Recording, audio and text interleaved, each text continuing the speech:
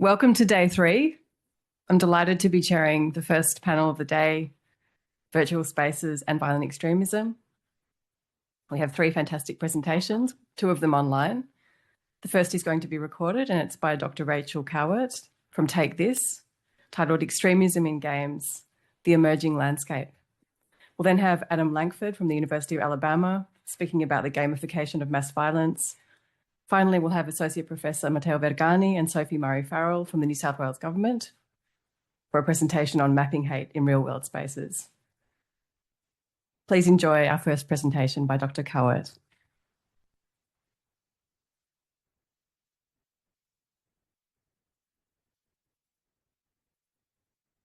Hello, my name is Dr. Rachel Kowert. I am a research psychologist. I have been studying the uses and effects of games for just about 15 years. I currently work as a strategic policy advisor at Discord, where I am advising on things related to mental health and well-being. However, prior to that, I was the co-lead of a 2-year project funded by the Department of Homeland Security, looking at the nature of extremism in games. And I'm here to present the outcome of that work, looking at the landscape of extremism in games. I'm going to share my screen here.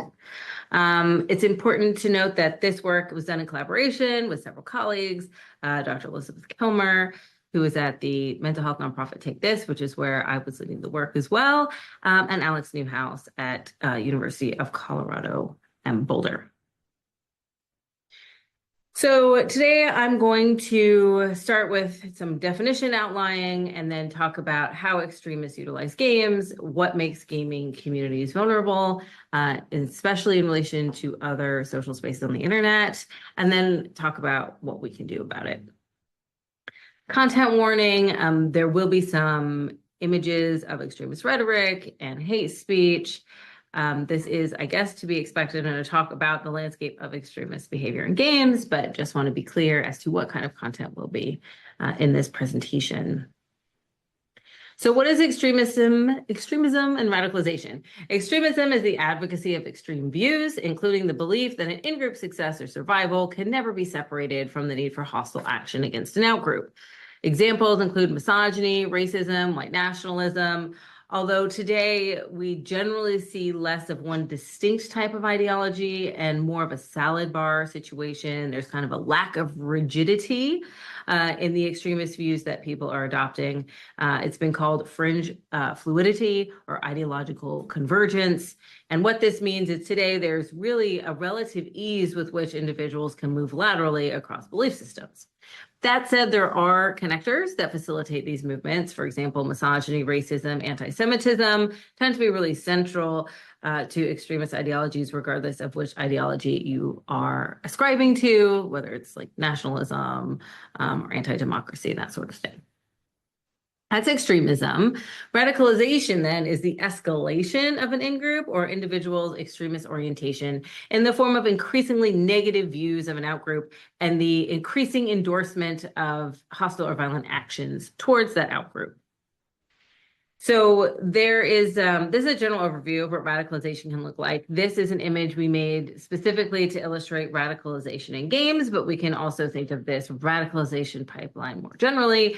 As people move further through the radicalization pipeline, we might start to see increased reports about that individual. They may be more likely to engage in radicalized behaviors like harassment towards other players, or be more likely to use language consistent with extreme beliefs if they've been continually exposed to it. Now, it's worth noting it's hard to spot an individual at the very beginning of the radicalization funnel, right? Because they're probably unlikely to be flagged. They're just people in the population. But as they move through it and become increasingly more radicalized, that's when we tend to become more aware of them. It's also important to mention just right now that the radicalization pipeline in games is one that tends to be pretty easy to tap into because there is a primed player population, a large group of people that are easy to access, and there is a general sentiment in gaming communities that this kind of language is already normalized, which is what we're going to talk about now in a minute. So how do extremists utilize games? Well, there's a few ways. I'm going to kind of give a brief overview, but I do want to mention this paper. It came out recently. It provides a really great, more detailed overview about all of the things I'm about to talk about in the next set of slides. So if you're looking for kind of a nice overview, all-encompassing piece, I would recommend checking this out from Wells and colleagues. So one way games are being discussed in the landscape of extremism in games is just exposure to extremist ideology. Exposure to this ideology in gaming spaces, especially white supremacist ideology, has been increasing in the last several years. One study found that the number of adult gamers who report seeing ideology associated with white nationalism is between 8% and 20%. Those numbers actually come from the Anti-Defamation League.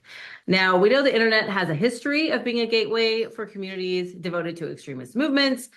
Generally, online forums, social media, and YouTube. But in the last few years, there's been growing concern about the landscape of games specifically, and specifically about the potential for extremists to leverage the extensive reach, as I mentioned earlier, of games and gaming cultures for recruitment, propaganda dissemination, signaling, networking, and mobilization.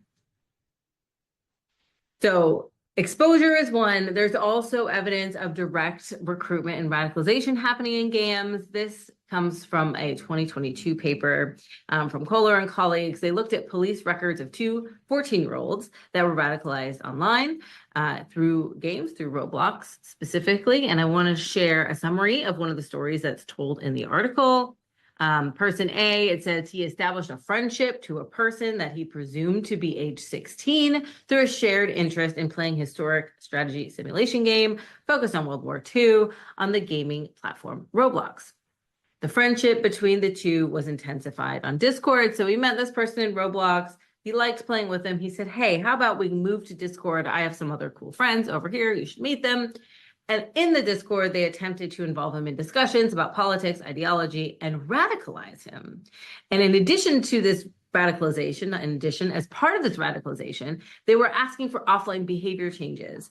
So first thing they asked for was to go to their school and do the Hitler salute at school. And these are German teenagers. The Hitler salute is that's a very serious thing. It's illegal to do in Germany. And this child went to school and did it.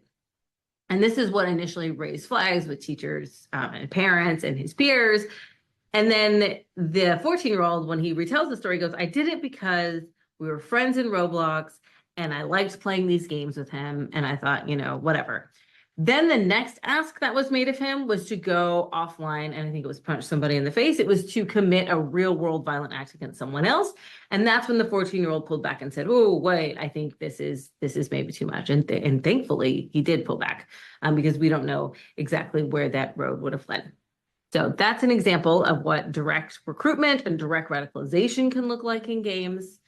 We're also, the other thing to mention about games and extremism is the bespoke games, whether it's user-generated content, like we see in this example of Roblox, where someone made a map with Nazi symbols and people in KKK outfits, or we also see actual games. Here's an example. It's kind of an old one. It's called Hatred, which is created to spread propaganda and racist ideology.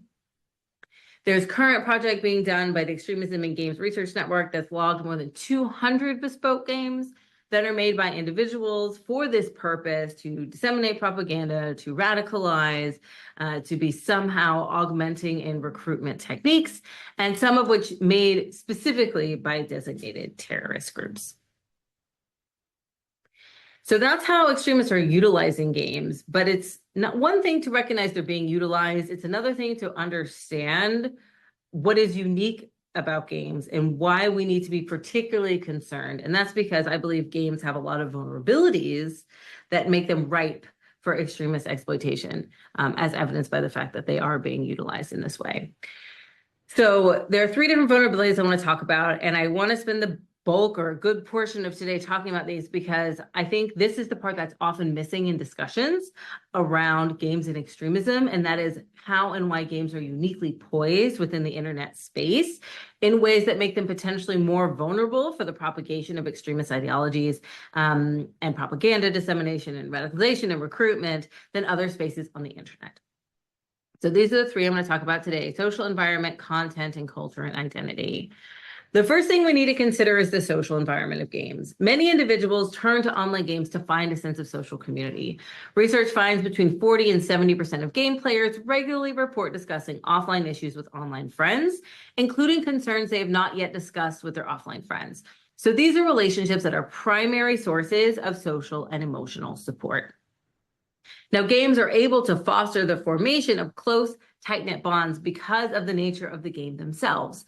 Having the shared experience of the game, essentially it emotionally jumpstarts relationships between players. In traditional relationships, you meet someone and you slowly learn if you can trust them over time. You slowly get to know them over time. But in games, it actually works backwards. You learn if you can trust somebody right away. Are you going to help me kill this dragon? You help me, I like you. I don't know anything about you, but I like you.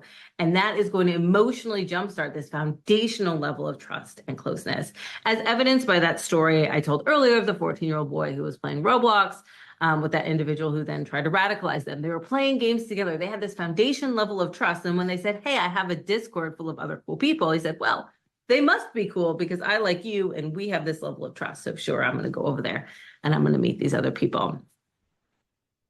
It's also worth mentioning, it says built-in opportunities for cooperation and shared experiences. There are many relationship building actions inherent in the design of games, things that you don't necessarily see in other social spaces on the internet, like social media, right? You have in-game shared activities. There are opportunities to cooperate, to meet new people, to engage in shared relationships, to further build on that foundation of trust. And it's generally a low-stakes social practice and opportunity, because you can meet people and you can like them or not and leave them and meet somebody else. There's a large pool of people that you can very easily and fluidly move in and out of these groups.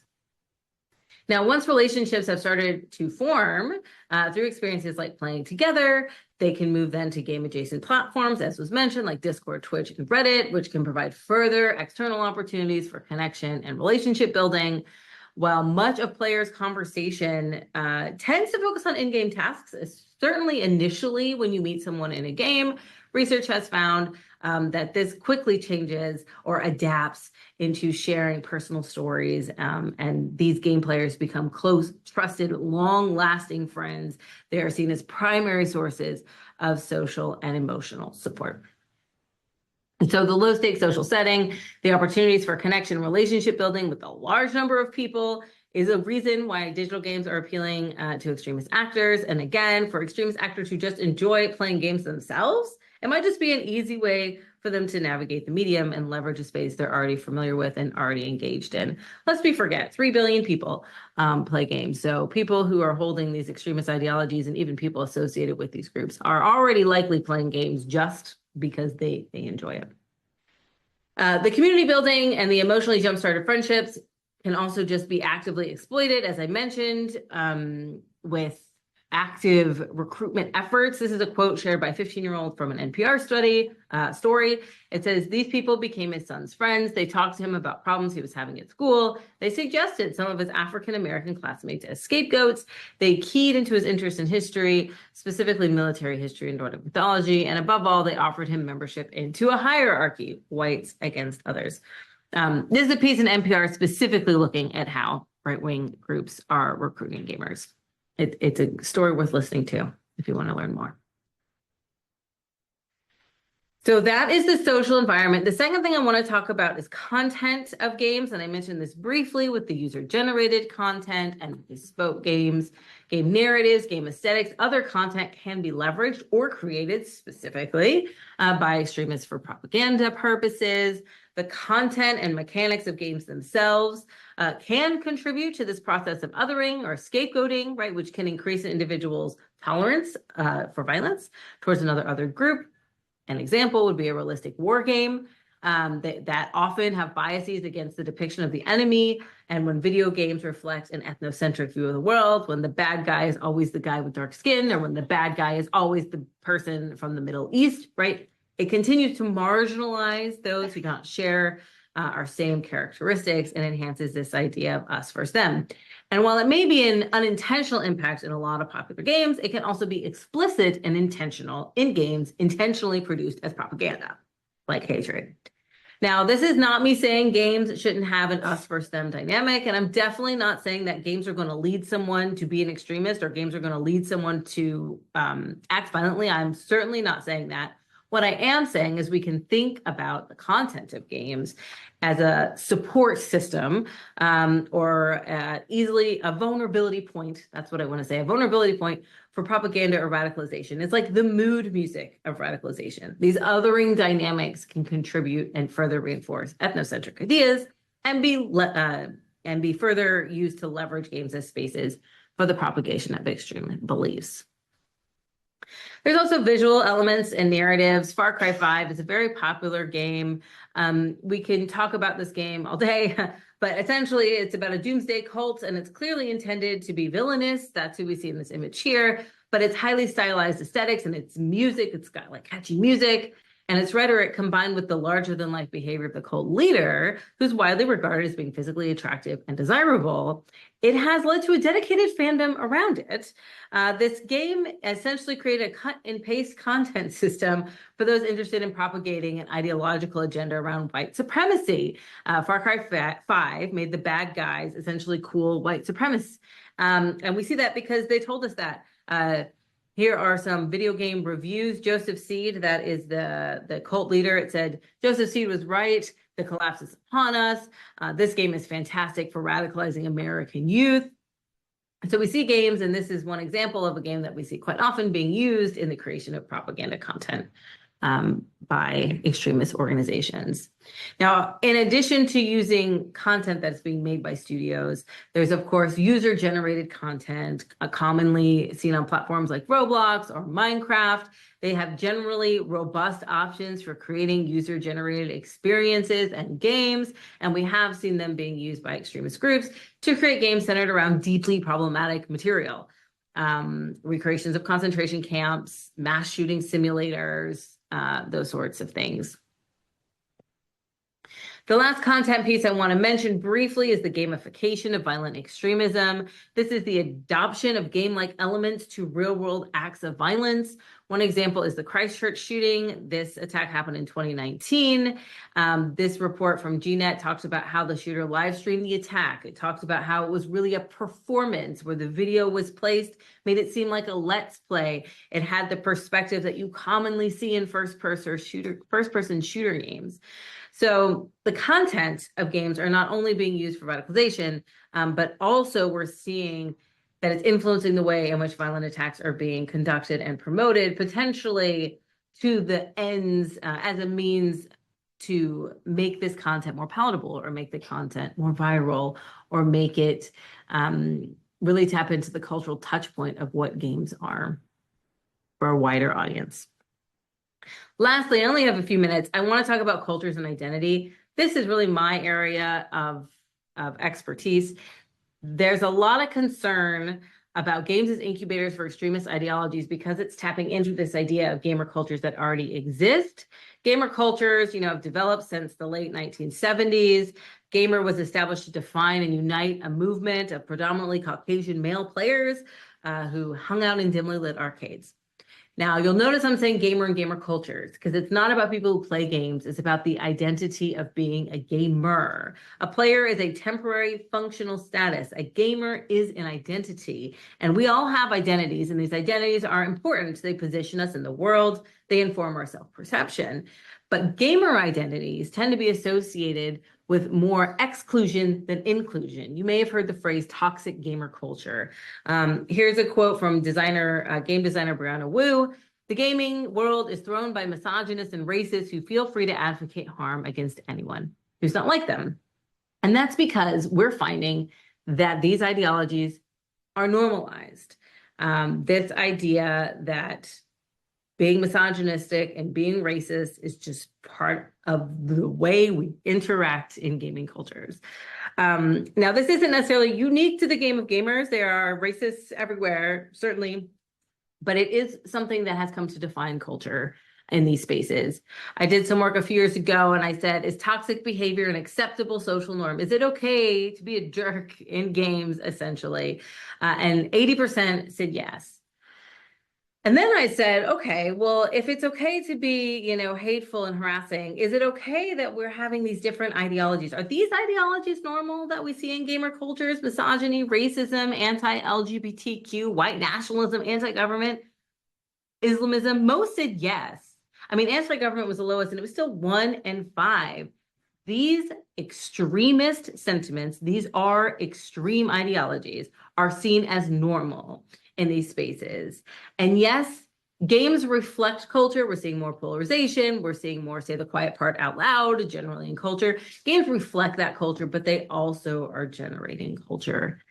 And that's a problem, because when we allow hate to spread without consequence, which is generally what we see if we're saying they're normal in the culture, we're starting to normalize it in other spaces. These vulnerabilities have led to digital games being leveraged as what I call cultural assets of influence for recruitment, radicalization, and propaganda dissemination. We need to address these vulnerabilities in order to address the issue of them being exploited in this way. And I only have a few minutes, so here are my rapid fire things that we can do. We can invest more in community management and moderation for people who work in the gaming industry. This is a constant discussion. How do we find the balance between safety, privacy, and free speech? Safety by design is something also being talked about in games, how to create better tools, how to create better environments to reduce these actions from happening in the first place, to lower the vulnerability threshold. And then, of course, culture shift. How do we denormalize misogyny, racism, anti-LGBTQI sentiment? I mean, generally in the world and generally on the internet, but how do we do it specifically in games? So thank you for listening. If you're interested in talking about this or learning more, please feel free to email me at rcowert.com. Thank you very much.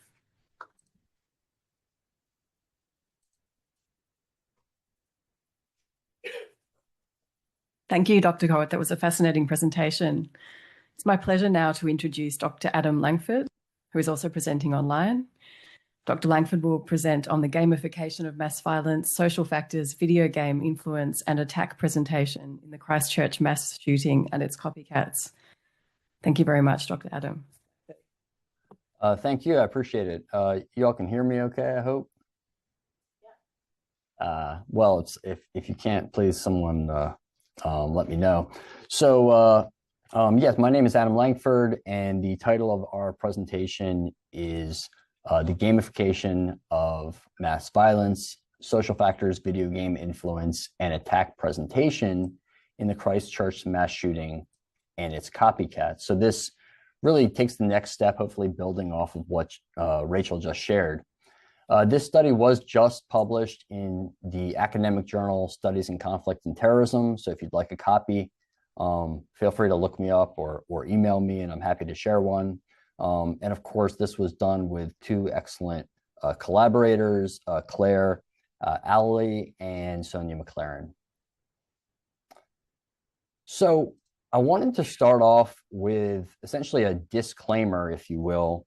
And that disclaimer is that, at least in America, the American Psychological Association, they offered a resolution on violent video games that they updated in 2020, where they essentially warned against the claim that video games cause mass shootings.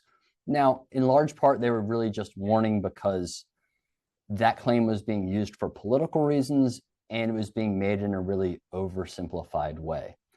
But part of the reason they warned against that claim is because then they went on to express their concerns about violent video games and call for more research. So they called for additional research on a variety of issues, and we've tried to provide that.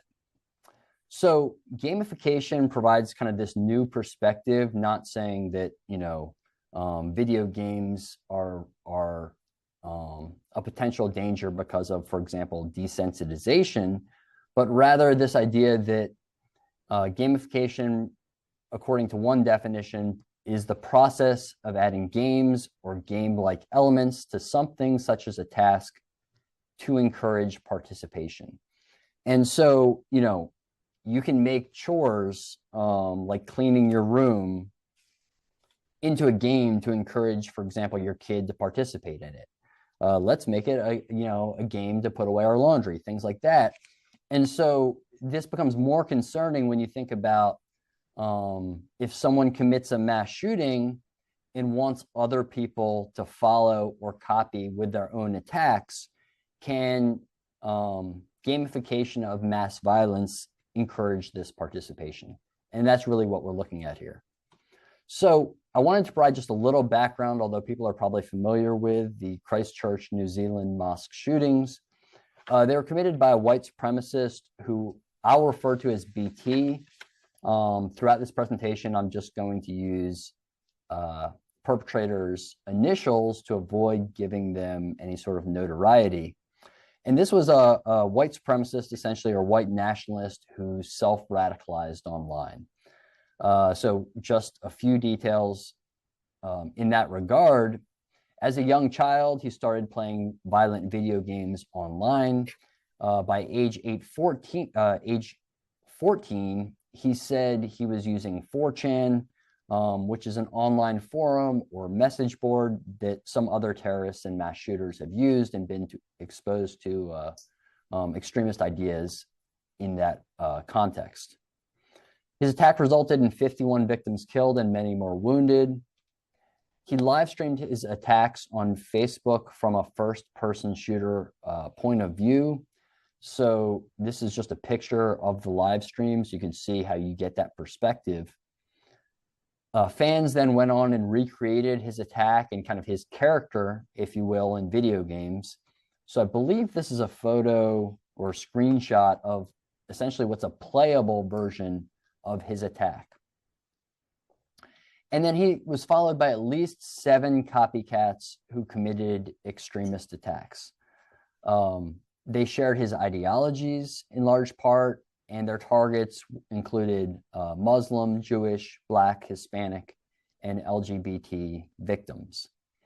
The locations of their attacks were global, so 4 attacked in the United States, California, New York, Texas, and Colorado, and the other 3 attacked in Norway, Germany, and Slovakia. And again, you can get details on all of this in the study itself if you'd like it.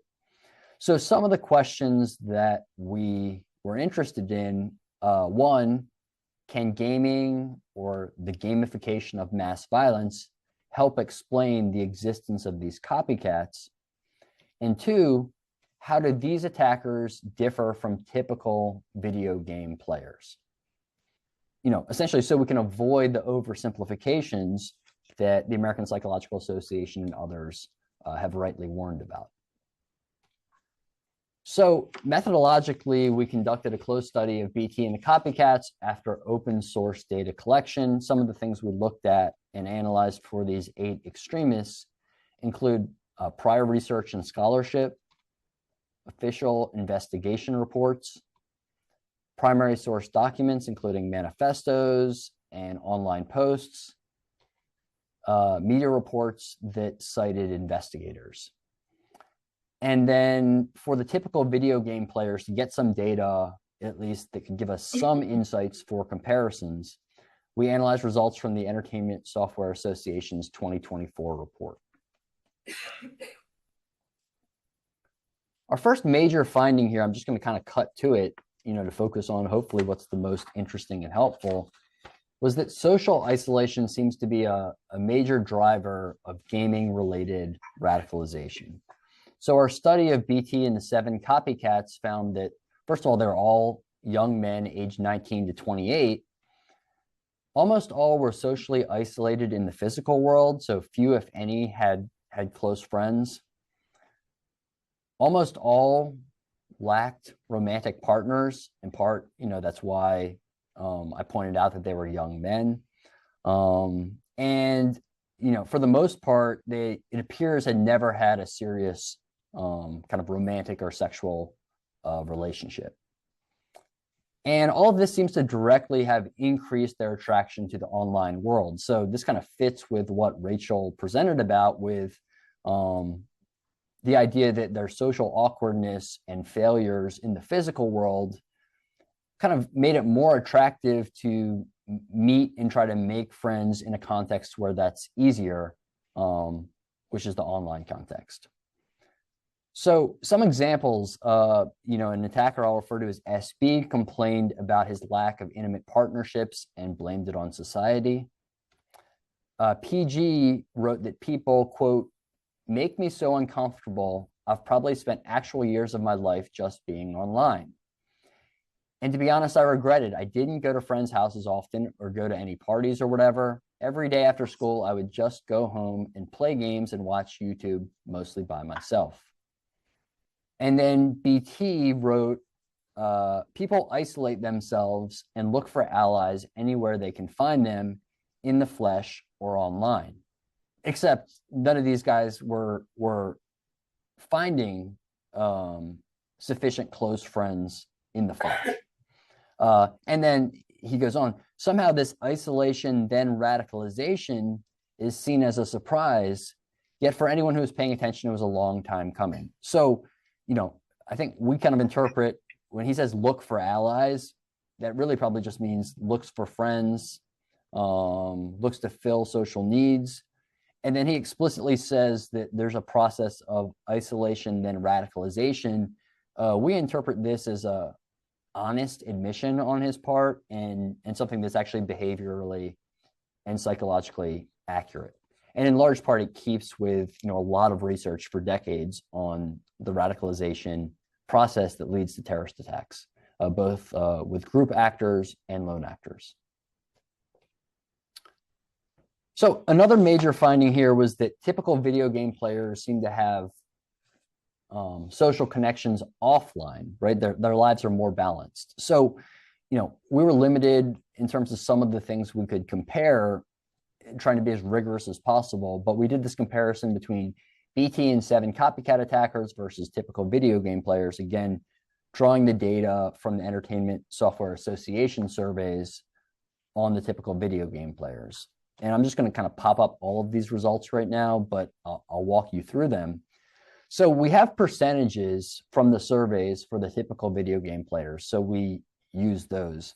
But for BT and the 7 copycat attackers, we couldn't always quantify with perfect confidence. So we just provided kind of general findings. And they fall in these two major categories. The first is, did they play video games to fill social needs? That seemed very common among the attackers and less common among typical video game players. So, were you motivated to play video games to join a community? Did you regularly play video games with friends that you only knew online? Did you meet people virtually through playing video games you otherwise would not have met? Again, these things seem very common for BT and the 7 copycat attackers and less common among typical video game players. And then kind of from the opposite, conversely, did they regularly play video games with people they already knew from the physical world? And this seemed very rare for BT and the 7 copycat attackers and more common for typical video game players. So did they play regularly with video games with friends? We found only a few cases of attackers who were actually playing with friends they knew in the physical world. For the most part, they were just playing with people they knew only online. But you see 53% of typical video game players reported doing that. And then spouses, significant others, that's almost irrelevant for BT and the 7 copycat attackers, where it's, nearly a third of typical video game players say yes. And then siblings and other relatives, cousins, things like that, also make up a portion for typical video game players. So even though these numbers on their own aren't large for typical video game players, if you start to combine them and say, really, are you playing video games at all with someone you know from the physical world? I think the answer is much more common for typical video game players than it is for these isolated attackers. And then we found it helpful to look at research which suggests that online friendships are insufficient for social needs. Now, I know Rachel shared some information suggesting that, there are some benefits to online friendships, and probably the answer is it's better than nothing, but that doesn't mean it's enough. And so other psychological studies that we consulted showed that a few things. One, for both gamers and non-gamers, friendships in the physical world tend to be higher quality than online friendships. Two, these high quality face-to-face physical world friendships are correlated with better mental health, physical health, and overall well-being. And that doesn't apply to online friendships. In other words, like, online friendships don't seem to bring those same increased health benefits. Three, face-to-face friendships are especially important for people who are not in romantic relationships. And that certainly describes all of the attackers we studied at the time of their attack, and most of them for their entire lives. And then fourth, lonely people are at a higher risk of being drawn into the online world instead of investing in their social lives in the physical world. And so there seems to be kind of an exacerbating effect or process where, at a certain point, people seem to withdraw even more, or even give up on making friends in the physical world, which is especially concerning given the association with various types of mental, physical, and overall health. The next finding I wanted to discuss was really kind of an epiphany, a discovery for us that was unexpected, which is that it seems that mass violence occurs, at least for these lone attackers, after gaming and online extremism fail to satiate. So these perpetrators did love video games and online extremism forums for a while, but ultimately they were not satiated or satisfied by them. And this, I guess, struck me as surprising but interesting, because going into the study, I would have thought these people just love these online extremism forums, they love these violent video games, and that is the essence or a big part of this problem. And then it turns out that it's like, actually, they didn't love them as much as I thought, or at least they didn't love them as much by the end as they did at the beginning. So this seems like a key difference between BT and his copycats versus online extremists, who are often satisfied with being so-called keyboard warriors and therefore never commit violence. So, some people post terrible things online and harass and cyberbully others, and that's enough for them. That's satisfying enough for them, but not for these attackers. Some examples of the failure to satiate include BT eventually wrote that posting on the internet will win you nothing. PG eventually wrote about many people being, quote, very dissatisfied with their life, and he cited boring routines in video games as part of the problem. The video games were part of the problem, not the solution. And multiple attackers made distinctions between the online world and what they called the real or actual world. Now, of course, I think we know the online world is real. What you do there is part of your real life, but these attackers seem to feel that they were missing out on real life by having so much of their lives online. And then kind of a final, important finding was that gamification seems to encourage participation of copycat attackers. And again, this idea of encouraging participation, I pulled that directly from the dictionary definition of gamification, and it seems to help explain the participation of these copycats. So overall, BT and most copycats played violent video games and were active on forums with extremist content that are commonly used by gamers. So that includes 8chan, 4chan, N-chan, Twitch, Discord, and more. Most also attempted to live stream their attacks, and watching a live stream really has this gamifying effect because it gives potential followers or future copycats the closest possible experience they could have to committing a mass shooting from the comfort of their own home without actually engaging in it yet. Most also wrote manifestos. They cited BT and other shared role models, other role models who are often attackers, as sources of inspiration. It almost seemed like, again, to this social element, that they were talking about it like it was a brotherhood, even though they had never personally met. And most also offered strategic advice about tactics, targets, or weapons, which was to encourage more copycats. Essentially, they were offering a how-to guide in various ways for copycats. I wanted to share some examples of strategic advice about tactics, targets, or weapons. And what I did here was I provided both examples from BT's Copycats and examples from actual video game websites. And the reason I did that is because it's difficult to discern which is which unless you're really familiar with these attacks. So I'm just going to read through them quickly. When you're stocking up on weapons for a heavy firefight, a submachine gun is a necessity. It's versatile, easy to grab, and with decent weapon skill will do a ton of damage. Wipe out the enemy, secure their objective, take different routes or switch loadouts to throw them off the rhythm. Maintaining momentum is crucial for high scores. In combat, always aim for the head for maximum damage. Don't stand still while shooting. Move and jump to make yourself a harder target. And remember, sometimes it's smarter to disengage and live to fight another day. I would recommend attempting to make armor-piercing ammunition. Also, pro tip, don't shoot a stranger's reloads. If your goal is strictly carnage and the highest score, I'd recommend you look into flamethrowers. Remember, kids, napalm is more effective than gasoline. And finally, attack low security targets. Even though you might outgun a security guard or policeman, they likely beat you in armor, training, and numbers. If a target seems too hot, live to fight another day. So on the next slide here, I've put in that the ones on the left were from video game websites related to Fortnite, Call of Duty, and Grand Theft Auto. And on the right, we have the ones that are from BT's Copycats. And the point, I guess, we're trying to make here is not to say that the video game websites are to blame for mass shootings, but rather to illustrate how these copycats have adopted similar language as part of their gamification of mass violence to encourage followers.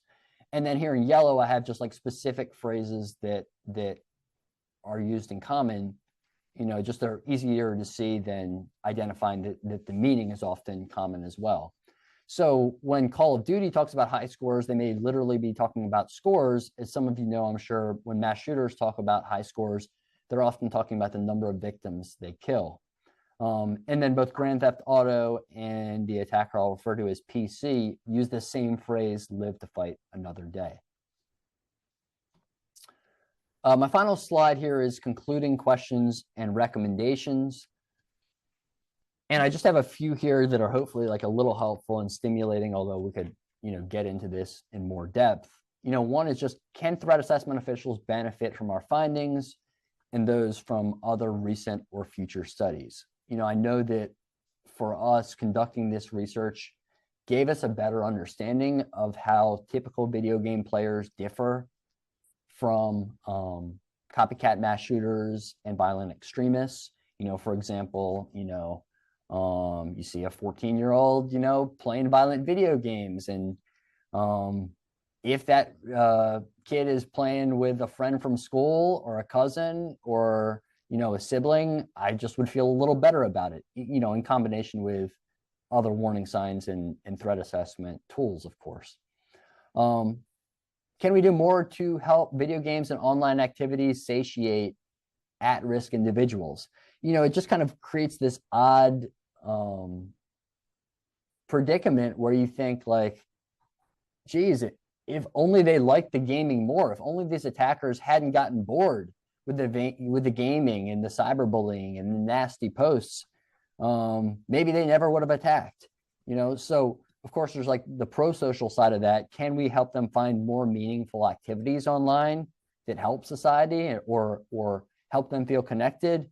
But the other side would be just like, can we do anything that would help them restrict their hate if they're going to be hateful to online spaces instead of extending that to the real world or the physical world? And then finally, this is kind of inspired by this or related to this futuristic image I have here.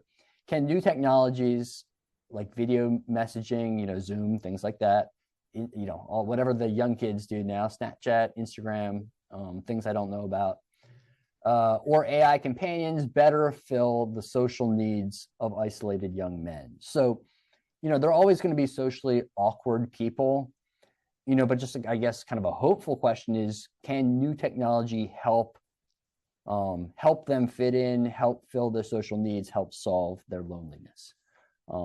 At least maybe there's some hope in that area based on advancement and innovation. So I'll stop there. Thank you very much, and I look forward to questions whenever the appropriate time is for that. Thanks.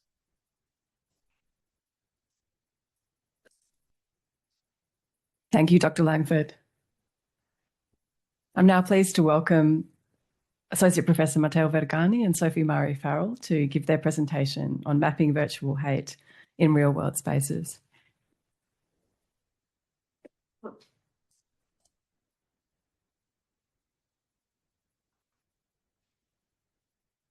Are these slides showing? Oh, no. Nope. Thank you. Good morning, everyone. Just one thing, page up and page down. Got it. Thank you. I'm Sophie Farrell. I'm the Acting Director of the Connected Communities team at New South Wales Premier's Department.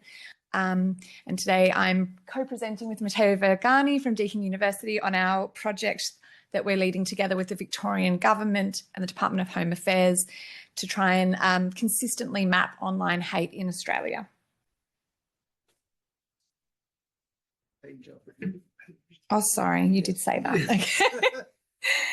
Okay. So just very briefly, a little bit around the New South Wales Government's Countering Violent Extremism program.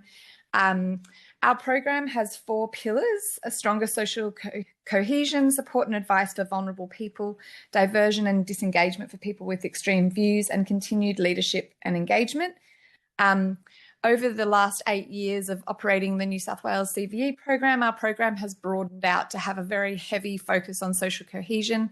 It's a whole of government effort. We work really closely with Multicultural New South Wales, Corrective Services, Education, New South Wales Police to deliver a program that not only has disengagement and diversion programs in place, but also works really hard to strengthen social cohesion and overcome hate. I'd like to just also acknowledge my colleague, James. This is his project and he did this beautiful slide deck. So thank you, James. So this project began when our team started to have conversations with a number of different stakeholders about what can we do to have a more consistent picture of hate in Australia, and where is it coming from? What does it mean for our communities, and what can we do about it? During that process, I met Matteo and we were talking about what the best approach to come up with a consistent data set would be. We both work very closely with a number of the different community organisations in Australia that collect incidents of both online and offline hate. But what's evident from these community-led hate registers is that they are collecting lots of different types of data and there's not a great deal of consistency between what they're collecting. So it makes it really difficult to see a holistic picture of what's going on in terms of online hate. This project, we then approached Home Affairs. So thanks so much to our Home Affairs colleagues in the room who funded us to deliver a pilot project to map online hate as sort of an approach to having a consistent picture of what hate looks like in Australia, where it's happening, what triggers it, and what the impacts might be. So as I said, this is a pilot project where collaborating with Cardiff University. Cardiff University has done some really interesting work with their Hate Lab project, as it's known, to try and develop software to analyse online hate taking place in different places, social media, comments and media articles, to try and deliver a picture of geolocated hate to show where waves of hate and trends are occurring in the UK. And then they use that to support law enforcement and other policy professionals in the UK to do their work better. And that's what we want to do in Australia. So we're working together with Cardiff, Deakin, Victorian government, and a pool of really great stakeholders that are supporting us on this project. We're working with the Australian Human Rights Commission, the Victorian Human Rights and Equal Opportunity Commission, with law enforcement in Victoria and New South Wales, with our multicultural agencies, and with Aboriginal Affairs in New South Wales, to deliver what's essentially going to be a dashboard where we can visually understand what the patterns of hate are that are happening in Australia. The purpose of it, so why are we doing it? Our aim with this project is to better equip people who are out there in the field supporting victims of hate every day with the information and the knowledge that they need to do that better. So obviously, law enforcement and security services have a lot of this data in terms of their intelligence that they collect, but that is rarely shared with people like me in policy roles inside government to inform policy settings and investment in different programs.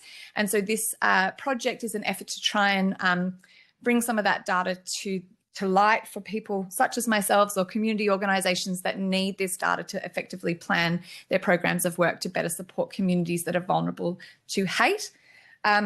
It was funded through the ANZ-CTC SEVESC funding pool, and so the types of hate that we're looking at are the types of hate that proliferate in countering violent extremism narratives. So this project will look at the proliferation of hate against Muslim communities, Jewish communities, First Nations communities, women. Is there another group or is that it? No. Women. And LGBTIQ plus communities. And that was just a starting point.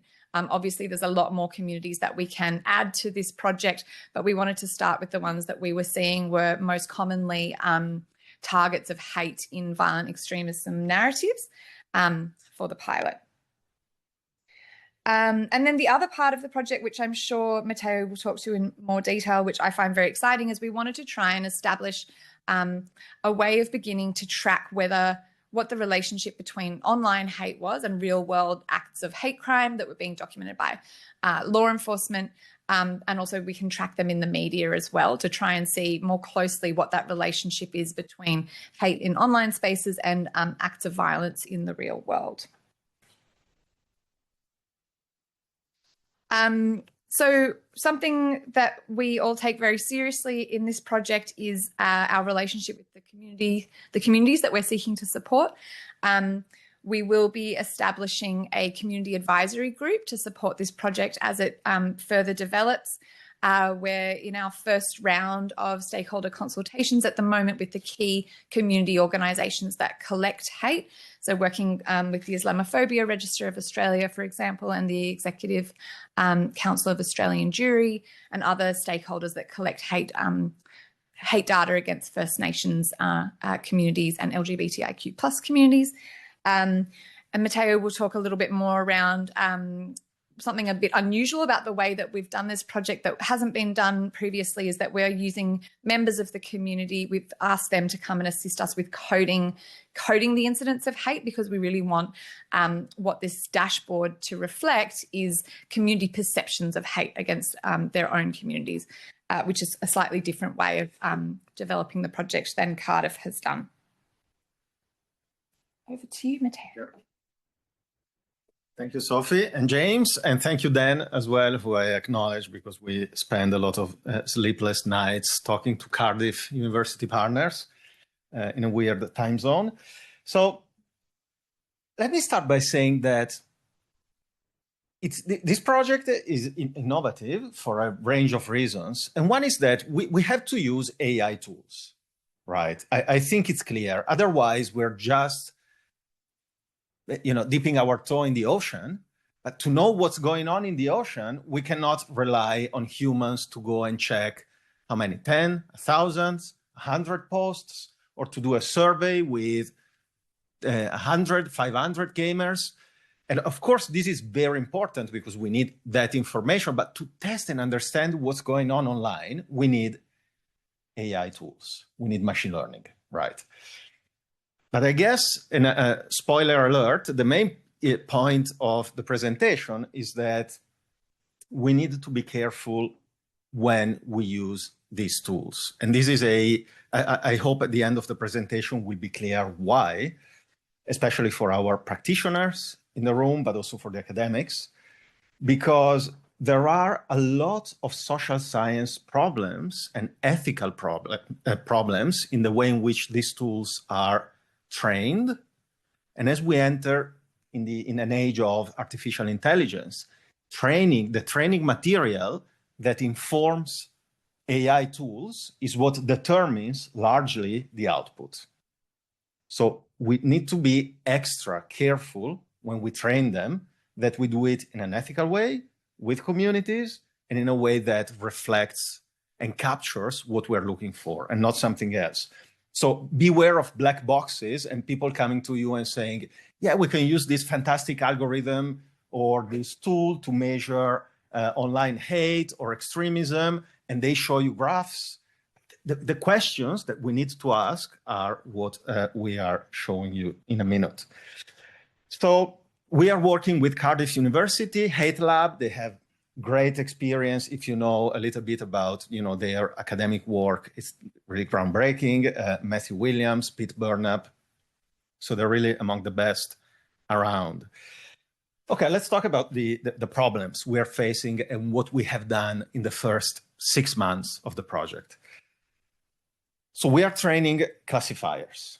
Okay, so a classifier is basically a machine learning tool that is able to classify content and tell us this is hateful, this is not hateful, or this has a 90% probability of being hateful and this not, okay? So to teach the classifier how to do this classification, we need to show it a large number of contents and tell it this is hateful, this is not hateful, okay? This contains violence, this doesn't. Now, this process is crucial. Who does that? Now, in data science, and I will show you in a minute a paper that exactly looks at this, this issue is mostly, not talked about. Talked about in 3 lines in a paper or in one dot point in a slide, and that's it. We asked the 500 people to annotate our data set, and then they tell you about accuracy, all the, let's say, coefficients to show how good is their model. But the data behind it, they never talk about it. And actually, we think that the people who annotate the initial data to teach the algorithm what is hateful and what is not, that is really key. And this is what we have been working on for 6 months, I guess. So the algorithm needs to be shown this is hateful, this is not hateful. Then we have, then it learns. So there are all the data science processes to understand how to teach the algorithm how to distinguish. And then we have prediction. So we test if the algorithm is able to match annotation by humans. So the first paper, what is the social benefit of hate speech detection? It's a nice paper published. I saw it just a month ago. It's a preprint, so I guess it will be published next year. So it's a systematic review that looks at 48 hate speech detection systems currently used everywhere. And it highlights exactly this gap. So no one is looking at the ethics, at the people, humans who are annotating the data and the implications of it. So it's a totally overlooked area, I guess also because there aren't many social scientists working in this field. So the more people we get looking closely at all the process to create a machine learning classifier, the more awareness, the more publications on it and so on we will have. But let's say, so it's a gap. And I will tell you what we're doing about it. Something else Sophie mentioned, this is crucial because what in the end we are trying to look at is whether online signals can tell us something about an offline event potentially happening. These are 2 papers which found pretty decent evidence. One is by our Cardiff partners, Matt Williams, Pete Burnap, another one by Muller Schwartz, very well cited. So they found evidence using instrumental variables, the first paper, and other methodologies, the second, that there is actually a potential to identify signals of offline hate crimes, targeting immigrants, targeting minorities offline by looking at online signals. So there is the potential. This literature is growing, and we want to contribute to it, but we need to get our measurement tools right first. So this is what we have done for our first classifier, and we have lots of learnings from it. So we wanted to start by looking at anti-LGBTIQ+ queer hate. Okay. First of all, first problem, how do we split these community or target groups? Are we creating only one classifier, looking at all queer identities? Are we creating many, more than one? How many? How can we split the cake in many ways? How do we do it? So we decided to do a deep consultation with the Victorian Equal Opportunity Human Rights Commission, and we decided to split into our data. So looking at hate targeting diverse genders and diverse sexualities. Then we recruited people from community organizations in Australia that have experience in collecting hate targeting these groups. We made sure to have annotators from the community who have different identities. So a transgender male, transgender female, a gay and one bisexual annotator. And then we had a couple of Deakin research assistants. We did a lot of training initially to discuss together, based on existing definitions, what hate is in the Australian context. And we did 7 rounds of inter-rater reliability, meaning we all coded independently 100 contents, randomly selected from conversations happening online in the Australian context.